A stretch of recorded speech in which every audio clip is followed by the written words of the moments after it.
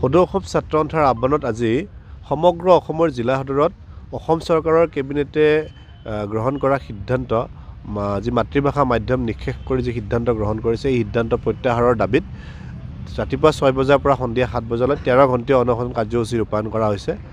আৰু গুৱাহাটীতো সদৌ কামৰূপ মহানগৰ জিলা ছাত্ৰ সন্থাৰ উদ্যোগত এই ঐতিহাসিক গুৱাহাটীৰ দীঘলী পুখুৰী পাৰত ৰাতিপুৱা 6 বজাৰ পৰা 7 বজালৈ অসম চৰকাৰৰ কেবিনেটে গ্ৰহণ কৰা মাতৃভাষা মাধ্যম বিৰোধী জাতিধ্বংসী সিদ্ধান্ত প্ৰত্যাহাৰ কৰাৰ দাবীত আৰু প্ৰতিবাদত এই কাৰ্যসূচী ৰূপায়ণ কৰা হৈছে।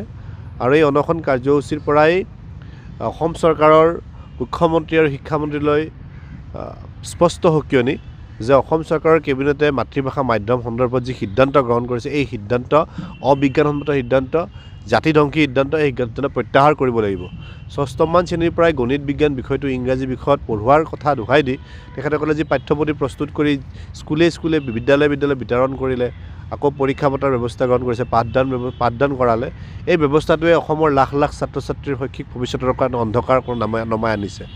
আৰু যি সিদ্ধান্ত সম্পূৰ্ণ ৰাষ্ট্ৰীয় শিক্ষানীতিৰ পৰিপন্থী, যি সিদ্ধান্ত কেন্দ্ৰীয় চৰকাৰৰ লোৱা সিদ্ধান্তৰ পৰিপন্থী, যি সিদ্ধান্তই অসমৰ মাতৃভাষা মাধ্যমটো সমূলে নিষেধ কৰিব বা মাতৃভাষা মাধ্যমৰ লগত জড়িত শিক্ষানুষ্ঠানৰ ভৱিষ্যত নিৰূপণ কৰিব। গতিকে এই সিদ্ধান্ত প্ৰত্যাহাৰ কৰিব লাগে। সদৌ অসম ছাত্ৰ সন্থাই সিদ্ধান্ত প্ৰত্যাহাৰৰ কাৰণে পূৰ্বৰে পৰাই প্ৰতিবাদ জনাই আহিছে। সদৌ অসম ছাত্ৰ সন্থা, নিখিল বড়ো ছাত্ৰ সন্থা, অসম সাহিত্য সভা, নিখিল বড়ো সাহিত্য সভাই যৌথীয়াভাৱে ইয়াৰ প্ৰতিবাদ কৰিছে। আন জাতি জনগোষ্ঠীয় সংগঠনসমূহে ইয়াৰ প্ৰতিবাদ কৰিছে। অসমৰ শিক্ষক সংগঠনসমূহে ইয়াৰ প্ৰতিবাদ কৰিছে। গতিকে চৰকাৰে এই কথাটো উপলব্ধি কৰক আৰু অতি শীঘ্ৰে এই সিদ্ধান্ত প্ৰত্যাহাৰ কৰাৰ ব্যৱস্থা গ্ৰহণ কৰক, অন্যথা ছাত্ৰ সন্থাই এই প্ৰতিবাদী ধাৰা অব্যাহত ৰাখিব।